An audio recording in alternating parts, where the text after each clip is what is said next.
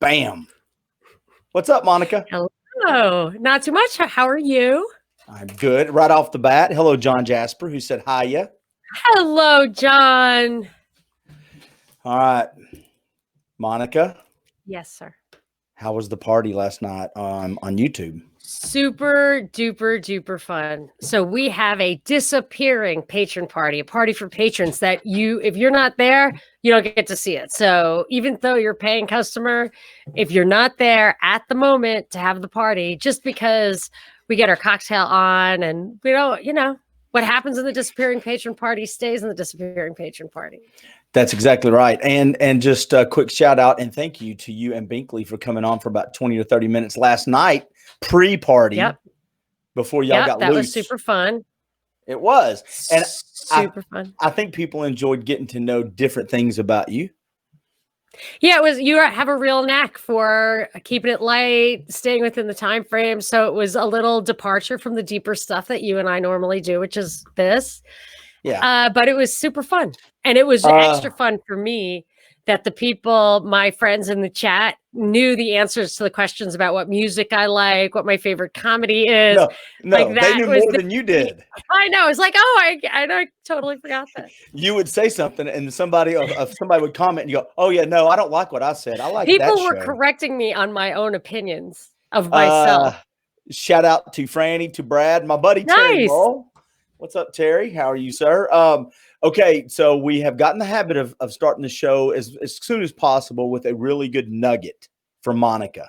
So a friend of mine, John, and I'm going to see if I can just read this to you, because we were going to do it last night during our little short thing, but that would have taken the answer to this question is longer than I wanted to take. I don't know this question, right? I didn't see this question.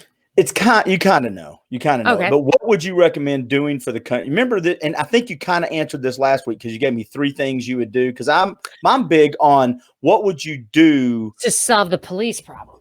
Well, yeah, and just kind of like not just the police problem, but we have all these issues you and I talk about, and I feel like there's at some point in time smarter people than me. That's why I have you on. But there's got to be solutions in here somewhere. I have some stuff I would like to change. Sure. If I had a magic wand, I would change right now the media and how it reports news, and us, we the people, how we accept the news.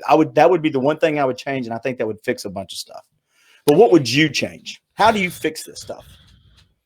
Well, I think if I had to make one change, right? I thought the question was one change, right? Yeah, but go ahead. We'll just stick with one change, whatever's easiest. I would say that moving the Articles of Confederation did not give the federal government the ability to tax. And I think if that was the mistake and moving to the Constitution was giving the federal government the ability to tax, I would take that away. And I think it's kind of like a trick answer, because then you would discover that the state is for all states are slave states. The state exists to tax. There is no other reason for it.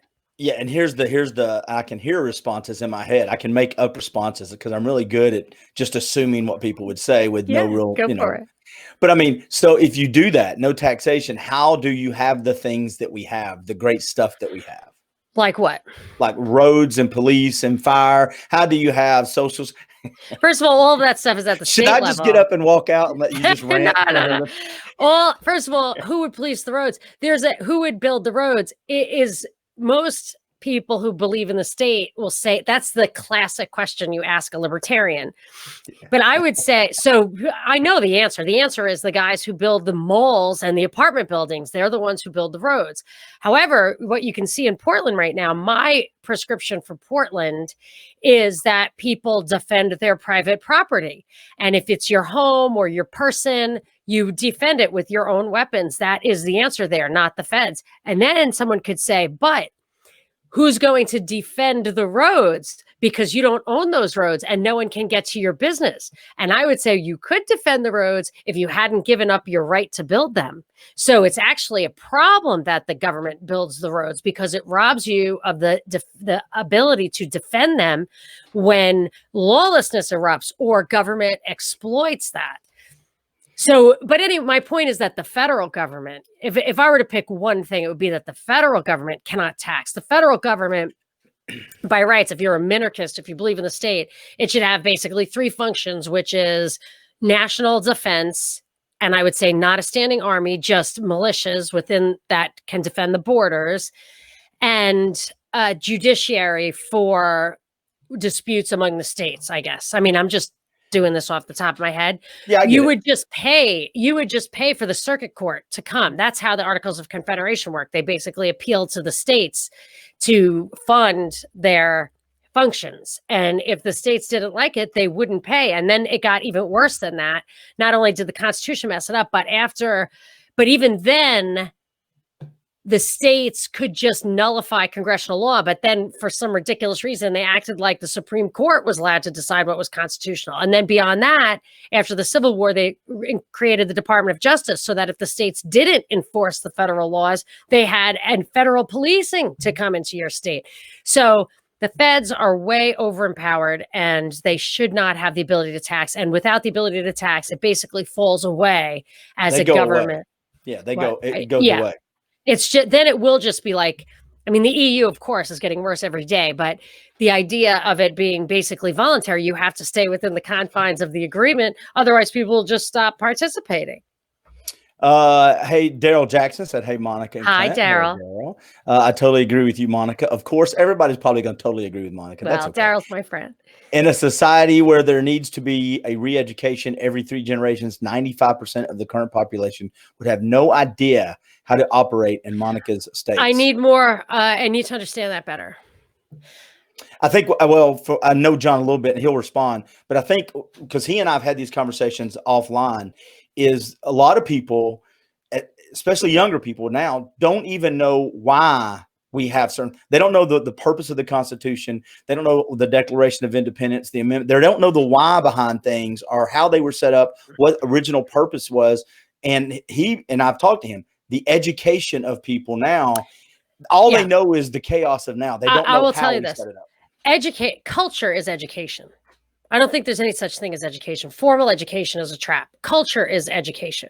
So if you have a culture where you defend yourself, you hunt, you grow your own food, that is education. You don't need to re-educate people. It's just the life. And with formal education, we were diseducated into thinking of the government structure as the foundation of society. And it became true.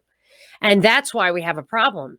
And the people in Portland they're so far removed from reality that they don't even know that if your property is threatened in the state, the state that you've empowered, that you've contracted with to defend it is abdicating. You don't look to another state with which you do not have that contract. The federal government does not have a policing contract with anybody. So you have to look to yourself. Well, I tried to delegate my power to these guys. They're not doing it. I need to do it myself, but they have been, denatured, as it were. They can't do it. And I'll go back to I think it was the episode 3 episodes ago, and I'll pull John's comments up in a minute. But when we talked about is government and inevitability. In other words, I'm a big believer that when you start putting people around each other, just through the ebb and flow of how they operate and intertwine, government is almost inevitable. It's a seed that's planted of when we're going to start doing stuff for the community rather than myself, and will compromise rights does that make sense? Yes. And that's why my mind was completely blown by a book I'm reading right now called Against the Grain by James C. Scott, in that I question my basic assumptions of how the early state emerged. And I can answer your question. But first, I want to ask Daryl if he would please go to thepropreport.com, the prop report, THEPROP report.com. You can see it there on the screen, and go to Wednesday's show. Wednesday was July 29th. The first 10 minutes explains what should be done in Portland.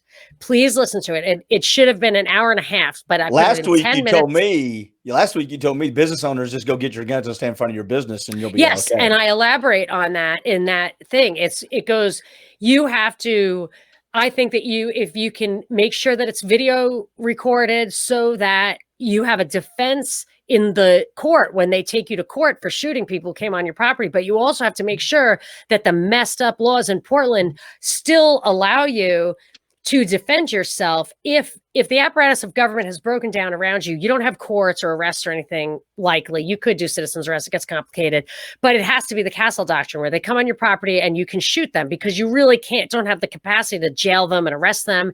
You have to be able to shoot them. And if Portland doesn't allow that, you need to understand that your property rights are limited to the point where you have no power to defend yourself at all. And that's why it happened in Portland and not Fort Worth, because in Fort Worth, it wouldn't have gotten this far. So when people ask why did it happen in Democrats, it's not because they're social justice warriors and liberals. It's because they've encroached so drastically on Second Amendment rights and private and absolute property rights that people may actually not be permitted to effectively defend this attack.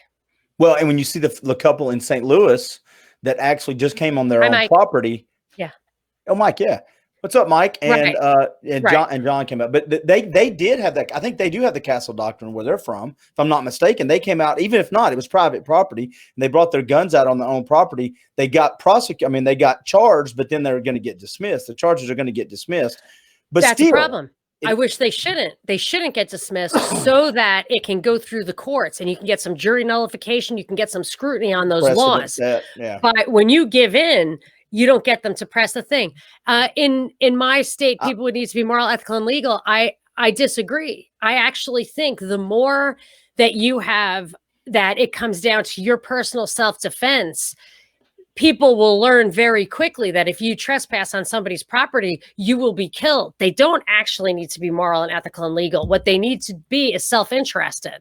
And they need to know that there are instant consequences. The problem in the state is that people know that the person who's going to prosecute their infraction against your rights isn't you. So they can wheel and deal, and there can be other interests that are encroaching on the instant justice of self-defense. And I want to say something about your claims about the state and how it works. In this book, Against the Grain, it makes a very good argument based by new archaeological evidence that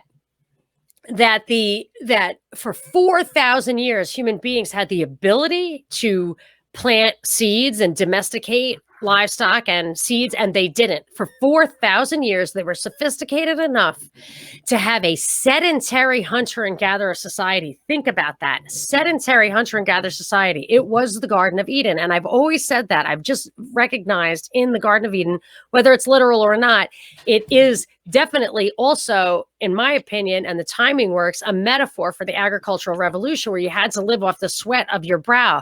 And it was the source of all evil. That was the beginning of the end for humanity. And what this guy brings out is that always and everywhere, the state, there are two things that happen only in a state and always in a state. One is grain and the other is writing.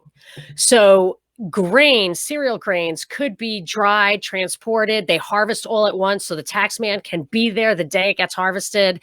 I'm just at the point, I haven't finished the book yet, where they talk about how they have to enslave people, raid other communities and stuff, and bring people in to grow the grain, that the purpose of society is simply as a slave tax state.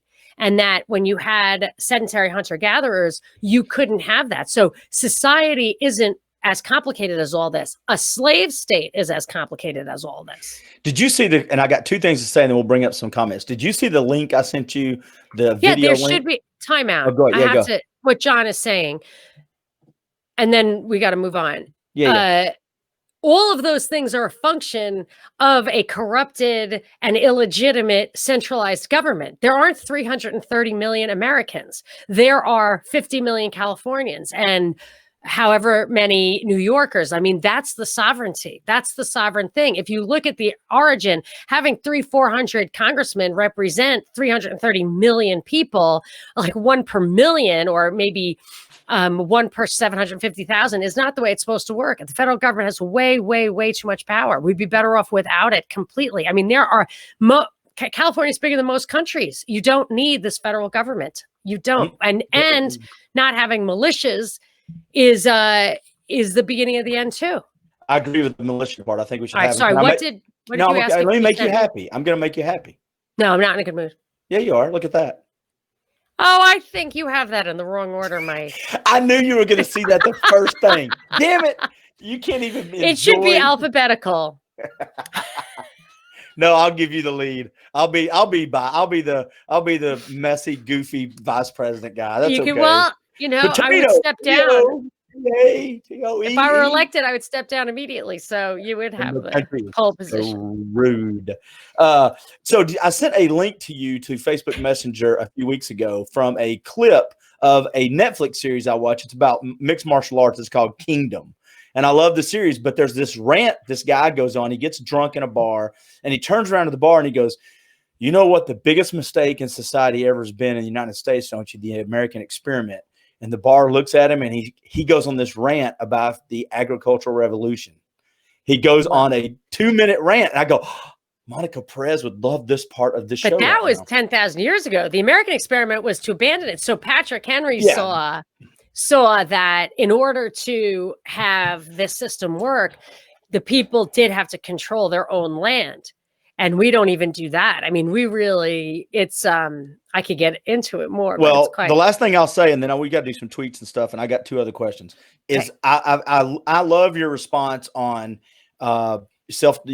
property rights, defending your property. Here's the assumption, though, that I think people can fall into is I will protect my property based off selfishness. I am going to selfishly, and I agree with this, protect my family. What I think we're overlooking is the human nature where the guy 2 counties over or wherever is selfish too, but they're assholes in the world. So he's going to collect other assholes that have more money, and they can come take my stuff. I can shoot at them, but if they shoot back and take my stuff, then what they're going to do is form a government and lie to you about its nature, and you're going to fall for it, and they're going to take away your right. Take my stuff, and they'll just take my farm. It happened all the time. We used to take other people's properties all the time. I think the Wild West was not mostly people who just usurped farms, because then they have to enslave the people who are growing the wheat. I mean, have you never seen a John Wayne movie? Look, theft only goes so far as until there's nothing more to steal. Then you have to go to slavery. And that's a complicated business. It is very complicated. And I do need to give a quick shout out to everybody. Monica is not in a good mood today. Oh yeah, not in a good mood. I woke up on the wrong side of the bed. Hey, have you seen the headlines? And this is stuff I haven't sent you. This is just stuff I've accumulated this morning. Have you seen all the headlines about the mysterious packages being delivered in the mail, the Chinese seeds and masks? It's a great way to make regulating seeds a national security problem. There's this thing. So people worry about monopolies. They had the big tech in Congress talking about monopolies. To me, monopolies are always and everywhere a government phenomenon, that the only way you could really have a monopoly is without any substitutes whatsoever, where people simply had to buy your stuff, is if it's a necessity, like food, water, the ability to make clothing, stuff like that. And that is inherently not scarce. So it's been, I think they've known it since the beginning of the UN anyway, that they have to control the land. That's why the communists and fascists and whatever, they want to make sure that the land is controlled. The UN, the land is controlled centrally, that you can't personally grow your own food. And people want a homestead. That's a direct attack on what I have concluded is the only possible answer at this point, which is food independence. I'll tell you where I think the next fight's coming, and that's going to be for everybody over the next 24 months, because I don't think it's going to get better. It might get a little better, but it's going to get worse again. People who want to start homeschooling, I think the run-in they're going to have with certifications, what the state says, you start watching the exodus that's going to happen, I think, from the school system.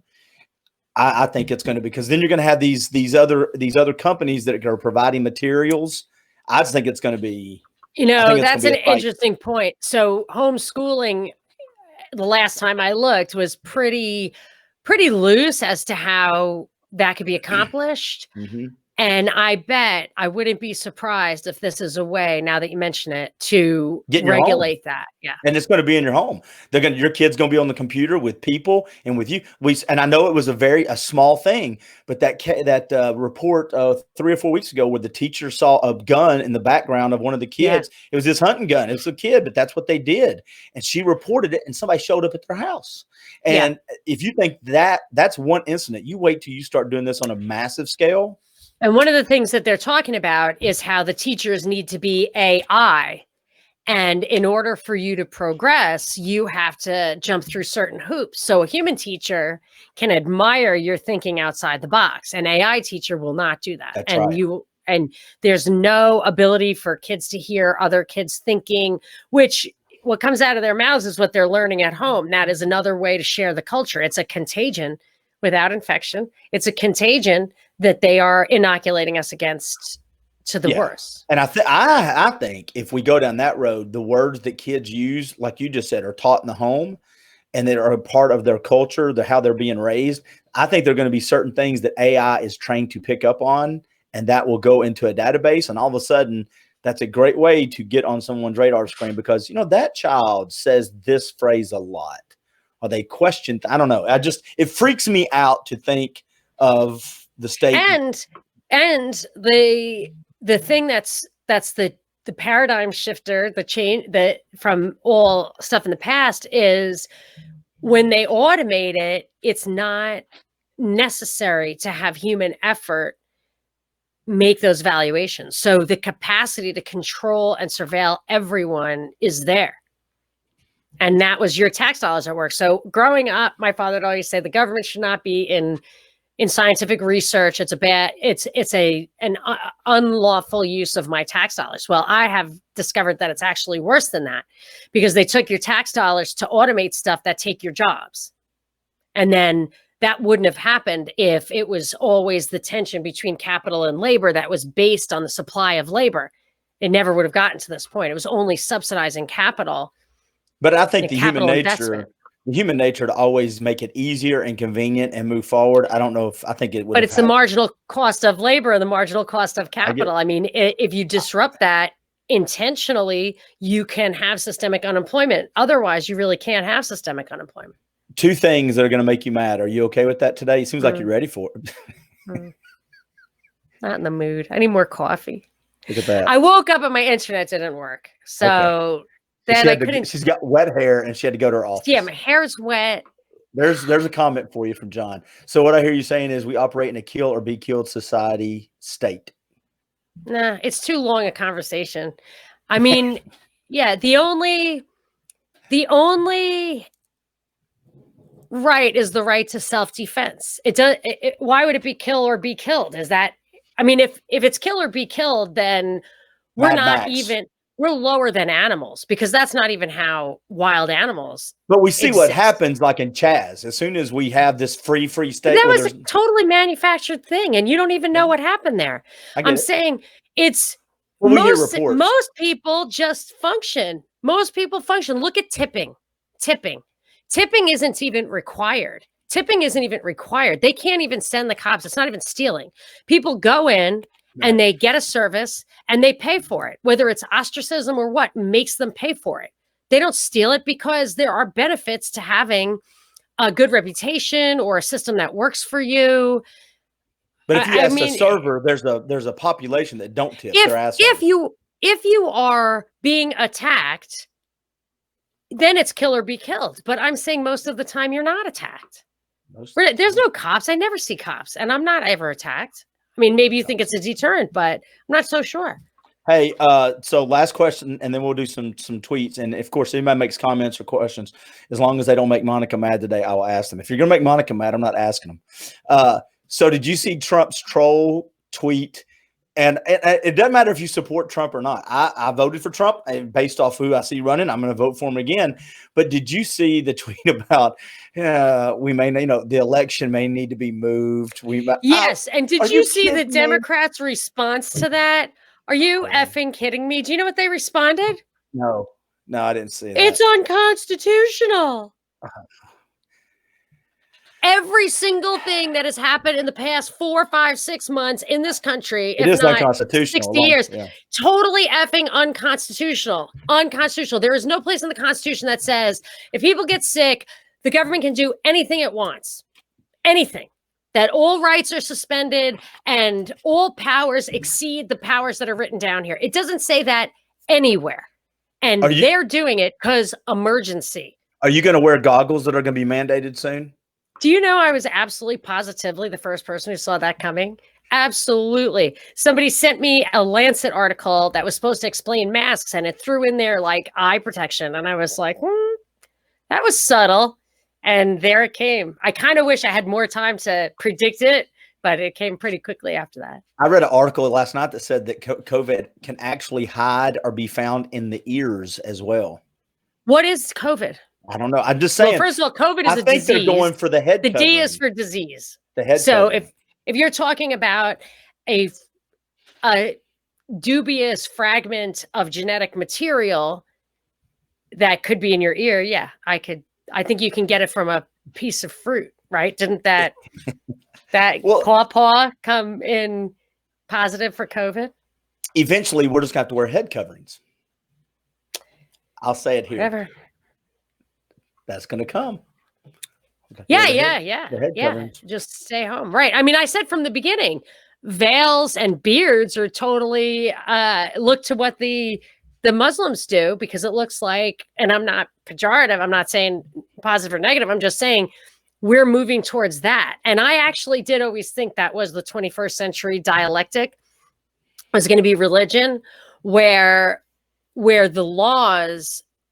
So in the 20th century, it was kind of, you want to say it was communism versus fascism, and then you got social democracy, but capitalism died in that. So you thought you were fighting for capitalism, but you weren't, and we ended up with social democracy, which is kind of a combination of communism and fascism. And then in the 21st century, they kind of fell back on that dialectic again, but it wasn't really there until Trump came and started to say things like socialists are bad, which is hilarious because he's presiding over a $4 trillion deficit, whatever. But just whatever. But before that, I was thinking, because Samuel Huntington and Bernard Lewis, some other people were talking about that. What was it called? I've got it here somewhere. Anyway, Hillary talked about it. It was the clash of civilizations. So I said, if they're really trying to get that 21st century dialectic, a choice between Judeo-Christianity and Islam, whatever, why are they doing that? It's always for a synthesis. And then I said, they're going to start mandating morality. But I didn't anticipate they would also mandate mores of behavior, social, like dress codes and stuff like that, because that's what we're getting. But they backdoored in. They're not going to, they won't call it any, it'll be for something over here, when really it's for this reason over here. They've been doing that for years. I mean, the drug war, the war on terror, the school shootings, all of that is what I used to call crisis legislation or crisis policymaking, where they could not get those kind of surveillance and censorship laws in place in any kind of legitimate process. So they would just create these crises, throw in what they had already planned to throw in, and we would accept it. And that's what they're doing here. Look, they're transforming the world based on a manufactured crisis. Do you think we're going to have mail-in voting? You think we'll be able to have mail-in voting? I think that's what they're doing, and they're setting it up for failure. I tweeted something in April 2018. Did you see the tweet I retweeted from April 2018? I said it was about the post office. Oh no, that's on our tweet thing. Yeah, but we might as well hit it. Yeah, go ahead. So in April 2018, there were like article after article about how the board seats at the post office were unfilled. And I said, they are setting up a legacy so they can say that there is incompetence at the post office, because they're going to come down with a major change at the post office that will have ripple effects, that will change the world. Then, because I looked at a CNN article this week, I said, oh my gosh, I tweeted that 2 years ago. And it said, postal workers say new policy changes are going to have a crippling effect on the 2020 election, something like that. And I looked at what the policy changes were, and it wasn't like wash your hands or they're slowing it down because they can't have more than 2 people in the room at once. Just out of nowhere, to cut costs, the post office is eliminating overtime. This was on the heels of an article I read the day before in the Wall Street Journal that said FedEx and UPS rates skyrocketing due to unprecedented demand because of the pandemic. So in a circumstance of unprecedented demand, a company in that business that isn't making ends meet, the response is to reduce staff instead of increase the rates. And ask them to do more. That's very important. Of course, it makes no sense. Not only, okay, so that's if it were a business, but it's not even a business, right? It's a government function. An essential service, what is like basically one of the only legitimate functions of government are elections. So this is the year.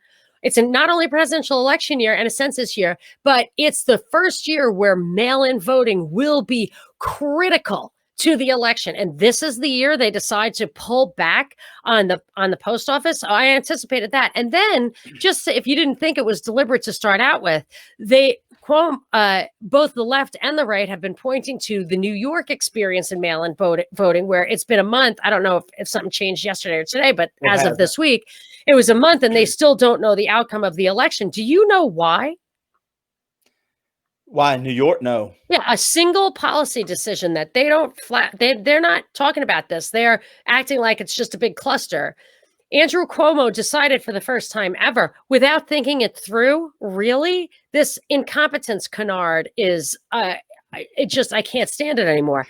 He decided that you didn't need to put a stamp on the envelope and it was going to be prepaid postage, which he didn't realize that prepaid postage does not get postmarked.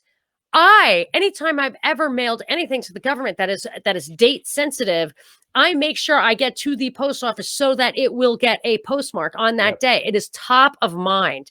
And if it wasn't top of mind for him, it should have been top of mind for the people he consults about postal policy and mail-in voting policy and absentee ballot policy. It is not believable that he overlooked that. And that is a policy decision that created this crisis. So if you don't see that this is all set up for election crisis 2020, then you're willfully ignorant. There's saber rattling on both sides. Hey, by the way, just a quick question to you. I'm sure you know this. So if there's an election and it's under, it's contested, Cuomo again. I can't read it. If it's contested, let's just say, you know who becomes president after a couple of months?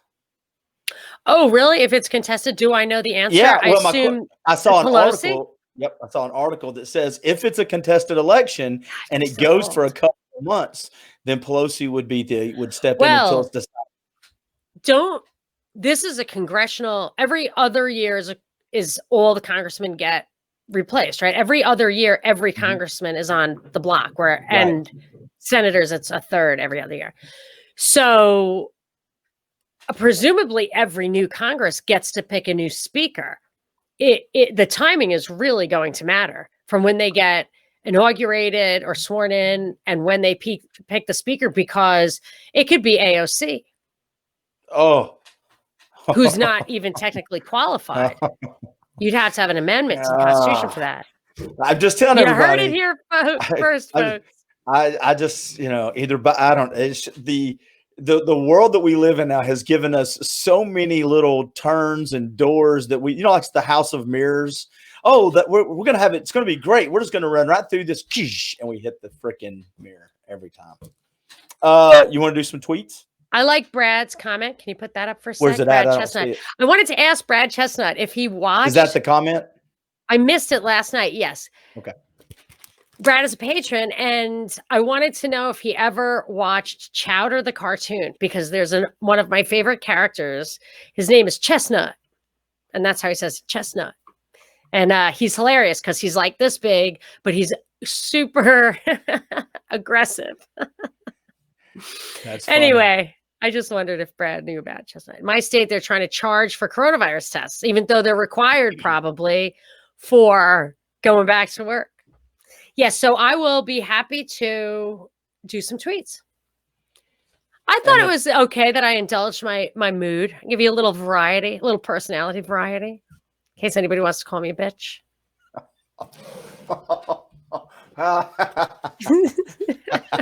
I love this. This is probably one of my favorite things.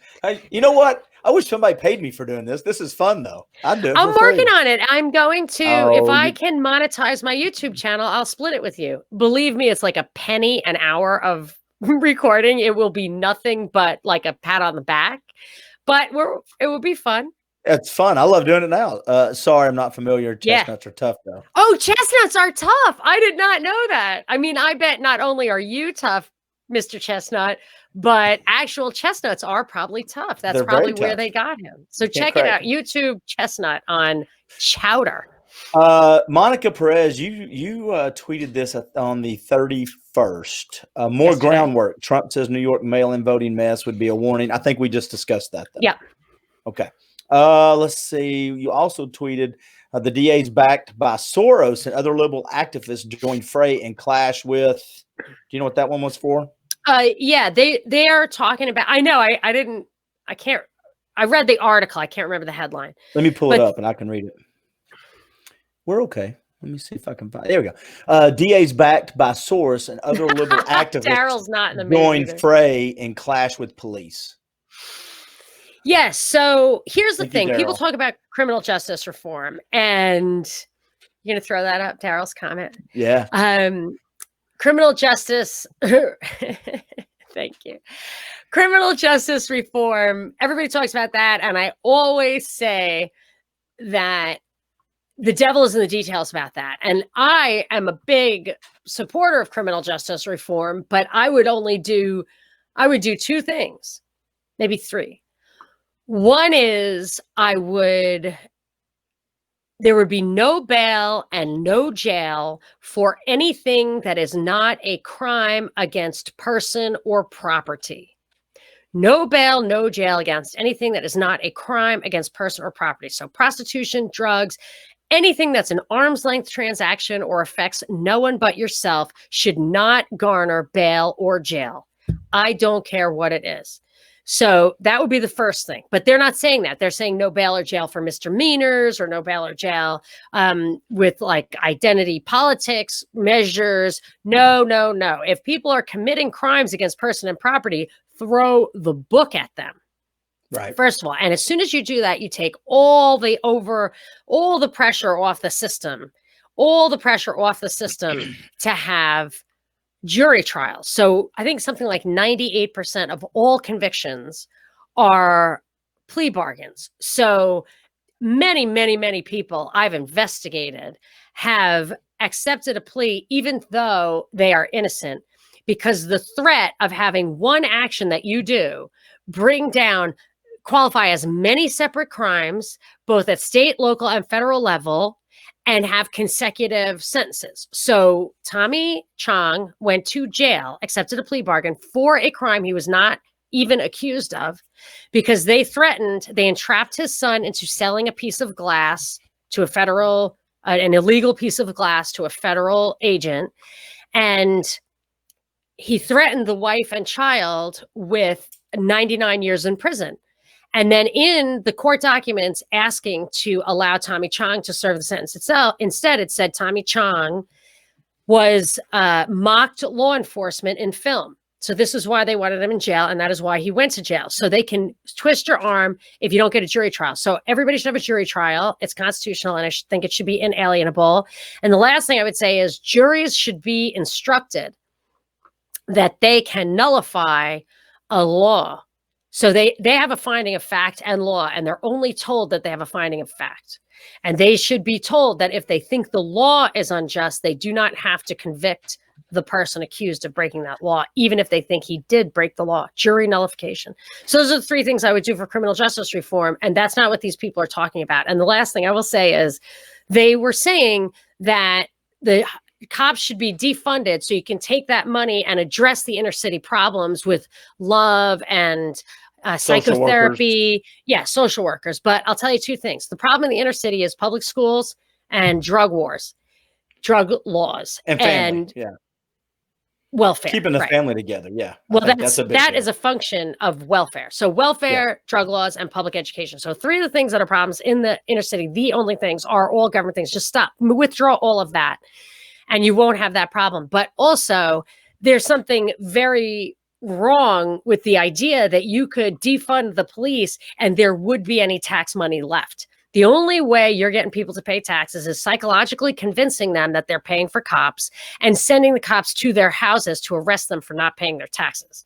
So if you think that you're going to have no cops and still have tax money, you're out of your mind, because taxes are at a point of a gun. Well, and I'm waiting for the first social worker to show up in a fluid situation that goes from pretty calm to violent really quick, and how they handle that. I don't know. I think more likely to have violence when you invite the cops into the scene. So there we go. I kind of disagree, but there we go.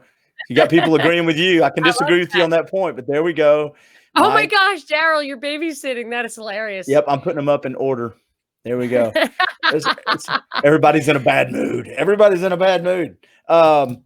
Let's see another tweet. And everybody had bad dreams. 3 people this morning told me they had bad dreams last night. Is anybody Let listening? us know. Did everybody have you? Did you have a bad dream last night?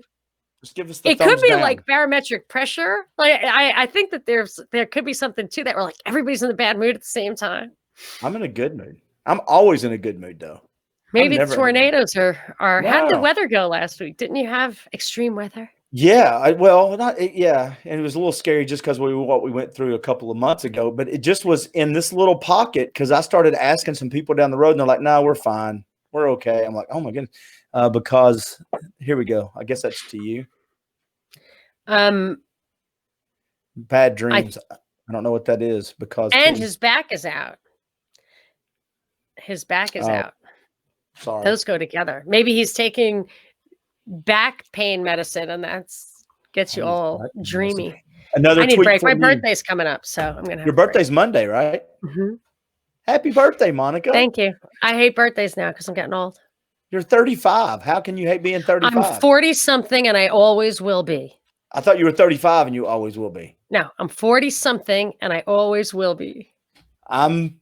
Here's the deal. My next birthday, I'm officially the mid-50s-ish. So, wow. Yeah. I will never know what that feels like. As I said many, many years ago, I'm 40-something, and I always will be.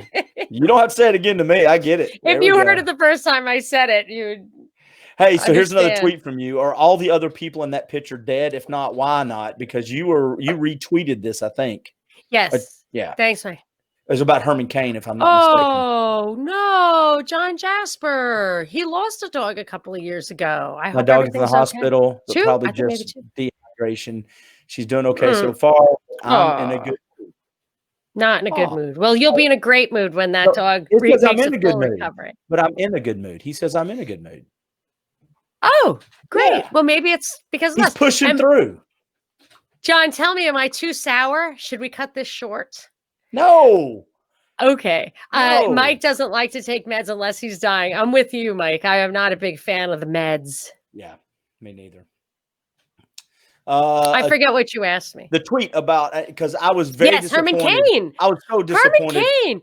in how the media took that immediately. I got to be honest with you. They're a bunch of racists. I'll just be honest. Give it a minute at least, people, before you try to make it into a use it for leverage. Talk about the man's life and not. No. I was so pissed off. If you can check a box that the left will not allow you to have your own effing opinions, and it's sick. And I think of Clarence Thomas and Sarah Palin was supposed to be, women can't get ahead without having abortion. That's their argument. And she had 3 cases where they would say you can't get ahead unless you abort that kid. She was knocked up before she was married. Her last baby had Down syndrome while she was running for VP.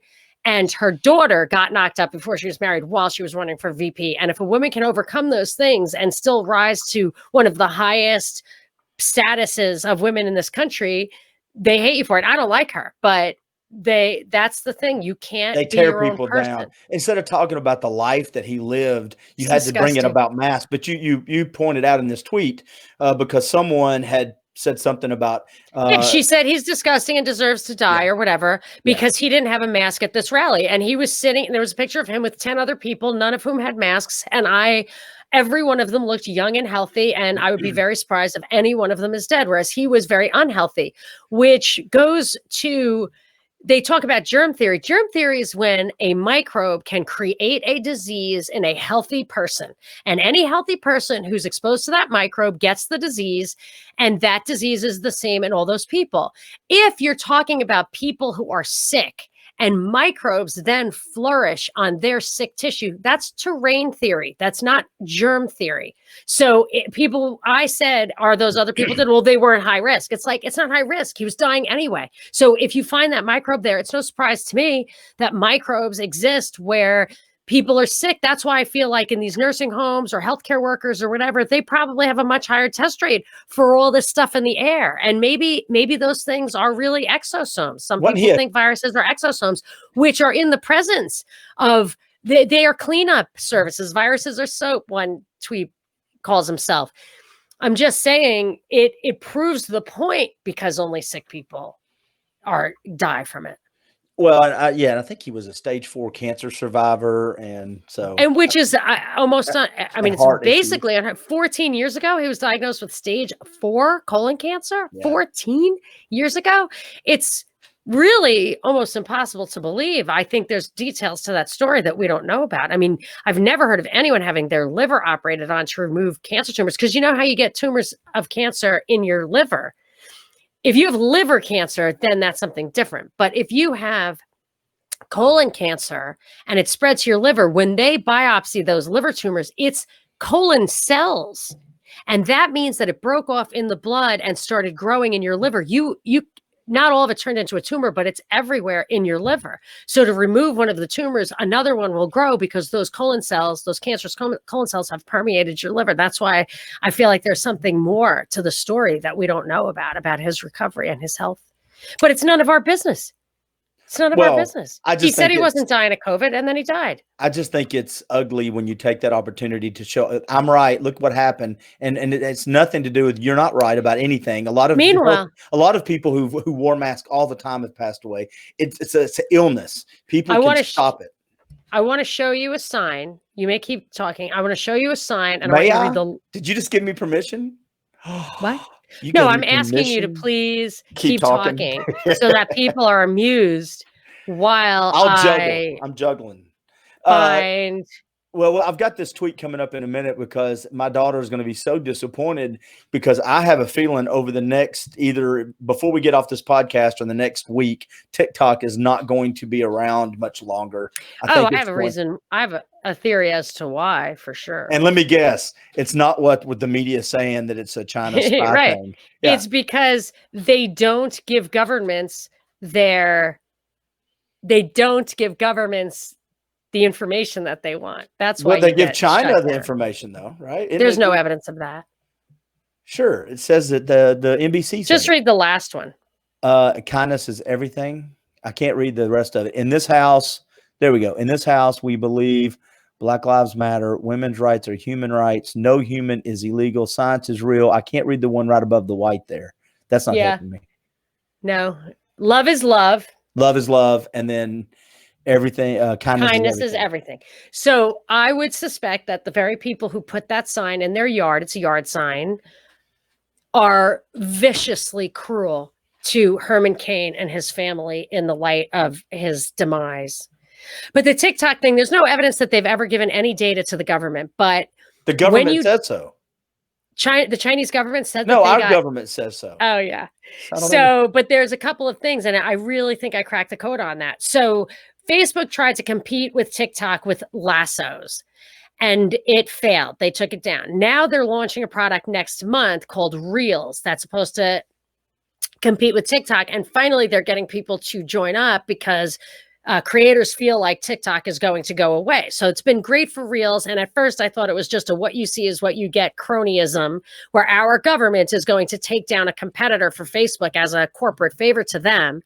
And then, but the cover story is that we don't allow TikTok here because they spy, which I seem to recall us criticizing China for not allowing Facebook because they said Facebook spies. And then I realized we can't have TikTok, whether or not it spies for the Chinese, unless it spies for us like Facebook does. So Reels is there to spy on us. And I feel like that's what happened with Travis Kalanick and Uber. He started Project Grayball, look it up, where he would not cooperate with the government on spying. And boy, that was when it went from him being a ha-ha jerk to ha-ha out. See, and this is the part that scares me the most. I want to, yes, I did. I want to trust the people that are in charge of our government. I want to. That would be great. It would be. But it wouldn't be the true nature of the state. The state is, all states are slave states. Once you realize the true nature, and then I just figured it out like a week ago, like really in my soul, because I read that book that talked about the origin of the state was for taxation and slavery. That is why we have an agricultural system. It's why. Can you believe that? I just had a notification on the bottom of my computer pop up, an icon I've never seen before. It's a little black dot. Oh, and shoot. It says your location finder has been activated, and then it disappeared. I just wanted you to know that. It's a little black dot, and it says your location. And then I clicked on it, and it says it has been turned on. And I don't know why that would happen after we started talking about TikTok. That kind of bothers me a little bit. Just saying it out loud now. Yeah. Oh, I was talking about Facebook too. Aren't we on Facebook? Yeah. Sorry. It's okay. I told you, I'm not, hey, just so everybody knows. I corrupt the youth. You're not going to want to be associated with me when Senate meets. I'm the guy voting for Trump. That's all I know, because I don't know who else to vote for. There's nobody else I would rather vote for. No, the only reason I don't vote for Trump is I don't like $4 trillion deficits. But if you do, speaking vote of, for him. okay, because that would never happen with a Democrat. I'll vote for you. Now, a Democrat would never be able to get away with that. Here's a good one for you. Another tweet. Speaking of Tor, T-O-R. Are you talking about Tor, Brad? Because I saw that about Tor years ago. Can you read that? Because What's the name of it? It says our CIA silently owned the encryption company used by governments and corporations around the globe for decades, evidenced by recent declassification. Oh no, that's not Tor. Tell me, Brad, would you mind giving? I love your avatar. Would you, or whatever your little picture, if you could give me the answer? It's called Google, isn't it? Encryption. I know. Yeah. Look, while he's looking that up, you tweeted Brad. Trump gives $1.16 billion to Gates, Bill Gates Alliance, and signs deal with Pfizer for COVID vaccine. That's the vaccine thing. So that goes hand in hand with another thing that I tweeted about, how we are basically in negotiations for anywhere from 100 to 600 million doses of a vaccination for COVID. That's going to a hit for the US that the government's going to give to the people, which means that's a 2-dose vax right up front. And I think you and I have talked about the possibility that if what Bill Gates says is true, you have to do it every year like the flu. And if it has any kind of deleterious effect on the immune system, or if it's anything like all the other coronavirus vaccine trials where it's called immune enhancement, it makes you more vulnerable to disease to get this vaccine, then they have that dependence, that physical dependence that is the earmark of a truly domesticated animal. These are, this little section of our conversation every week is designed for me to hit your tweets. So let's go with this one. Keep going. And we got just a few more minutes left. What is with the private security surrounding politicians? Been seeing this ever since defund the police, just after I predicted the third worlding of America, where education, healthcare, and security would be private for the elite and tax funded, counterproductive for the rest of us. Yeah. So you can see it. Let's take public education. Public education creates it's de-education. Actually, we opened our conversation with this. It diminishes your ability to think and function, and it makes you buy into a system that is unnatural. But elite education is something different. If you look at John Taylor Gatto's work, they do something different. They teach you how to control people. They teach you about rhetoric. They teach you about argument and all that stuff. So the elite education And then I actually think Varsity Blues, which was another tweet that you highlighted of mine, the Lori Loughlin, that whole scandal. I always wondered why they made such a big deal of it. It's such a weird story. Like, it's just private. It's tort law. It's not criminal law. Why are they making it a big deal?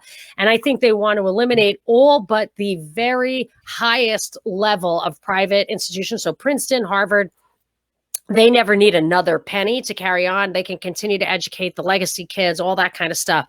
But all the private colleges between is for the middle class. And then public colleges, some of them are good, but just generally speaking, the private colleges give you some choice. If they can eliminate any private college that doesn't have an age-old endowment, then they really have the mass of the people in the public system. And so it's that whole master slave thing. So the upper, and then you have the same thing with security. You have cops coming into your town, arresting you for selling marijuana that you grew and somebody wants for their health. They're sending the cops in there. They're taking the middle class money and they're sending the cops in there to cause problems, to kill you.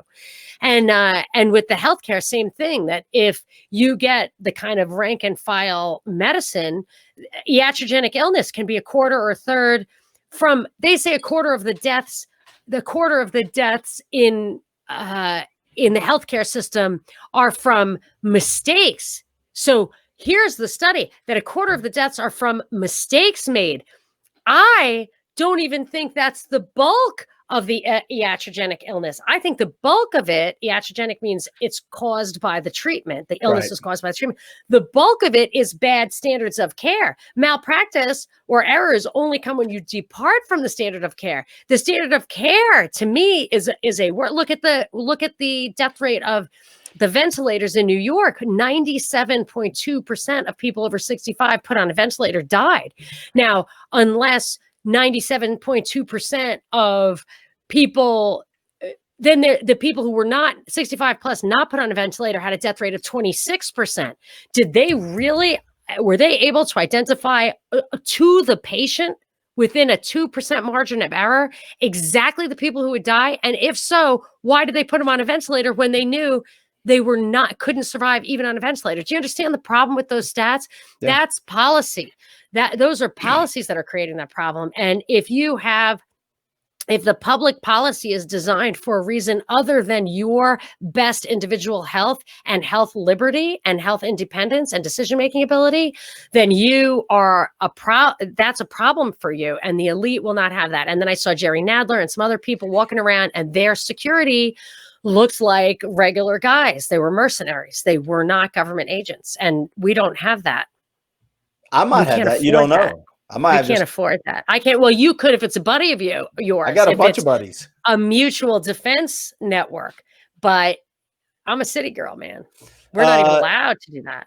Daryl Jackson, see y'all next week, Monica and Clint. See, he put Monica first, so I know that makes you happy. John Jasper, well done, Monica. So many people overlook the standard of care angle. And a lot of times, and again, I'll say this coming from the perspective of there is not much propaganda and this is a real thing. I think if COVID is what they said it is, a lot of times, if they've never experienced something like this, they're putting in standard of care based off everything they know up until this point. And they did. But that's not what they did. That's not what they did. What they did was the standard of care was to give a hypoxic person oxygen. They said this thing can be aerosolized, which it was proven to not be true under the last SARS epidemic. It was against the proof. They said, we are putting people on ventilators to protect the healthcare workers rather than give them the correct care for themselves. So I didn't hear the part about the healthcare workers. That's my fault. Oh, that is absolutely what it is. It is they would not give them oxygen, which would have been fine, because they said jamming oxygen into your nose somehow spews COVID out to other people who are wearing masks, right? So that's all nonsense. And the policy, in my mind, was sinister. So we're right at an hour. And so before we wrap this whole shebang. Have you had enough? You don't like sour, Monica, as much as you like I happy stayed on Monica? it an hour. No, I like them both. I think it's Plus both. the air conditioner shuts off in my office, so I'm getting a little hypoxic. So tell everybody how they can find you and what happens if somebody wants to be at the next party you have. Oh, yeah. It's super fun. I'm going to invite you personally as a special Daryl. Guest. Bye, Daryl. See you, Daryl. Bye, Daryl. Thanks for coming. Don't let the kids get you down. Yeah. So I have a daily show called the Drive Time News Blast. It's every day with my co-host Brad Binkley on the Propaganda Report feed on your favorite podcasting platform. But my daily show is 30 minutes of news of the day from a perspective of truth, liberty, and justice. But if you want more, and lots of people do, go to patreon.com/propaganda report, and you can get 15 minutes more every single day. That's 45 minutes of news of the day. And then you get lots of extra goodies and extras, including a cocktail party every other Friday. Next week's cocktail party on August 7th, it's going to be you have to be a patron of the truth or higher. And the great Sam Tripoli is going to join us. Now, he's no cocktailer, but he can hang. So he is going to be a special guest, and it's going to be super fun. So that's tell everybody who Sam Tripoli is. Sam Tripoli is a comedian and a podcaster, and he's just tinfoil hat guy. Yes. If you don't know who Sam Tripoli is, it's not going to be a draw for you, but he is quite a trip. And Sam Tripoli. So but that level is only $7, and you get all the extra patron content. And I mean, it's like the price of half of a cocktail. It's half the price of buying me a drink, but I'm not a cheap date. No. And then Brad posted a link here, Monica, about the cyber stuff. Oh, great. If you want to, when we're done, you can go read that, or you can. Can I? I don't know how. I don't know. It'll be on it's on my Facebook page. So if you go to my Facebook, oh yeah, right. Comments. Thank you. It'll be there. Thank you, Brad. We appreciate it. Thank you. And I've got a couple other podcasts. You can, of course, during the break podcast.com, but you can find me at Apple or Pandora, Spotify. I also have a podcast called Dayfire Podcast. We just released a new one yesterday. If you like adventure in the great outdoors, whether it's camping, paddling, hiking, biking, go check out dayfirepodcast.com. We talk from people all around the country, big stuff. And we got a great one coming up next week too. And then I have marketingmixradio.com, one I do about business with a buddy of mine. So, man, you're a busy guy. Should I not post this on YouTube because I was grumpy? No, post it on YouTube. Bye, Brad. Thank you. Bye, everybody. Thanks for everybody for listening. No, I think you should post it. It's good. This was good. I actually think when you're a little bit on this, you're very direct and you give just tons of information, and there's a little force. Cut out all the BS because I'm like the that. anger makes me focus. That's what it is. No, post it. Post it. It's because I had to scramble with wet hair to the office, and I didn't have enough coffee, and yada yada. Yada. And on that note, with a yada yada, I think we ought to just yada out of here. What do you think? Bye, Monica. Thank you. Thank you, everybody. Y'all have a great week.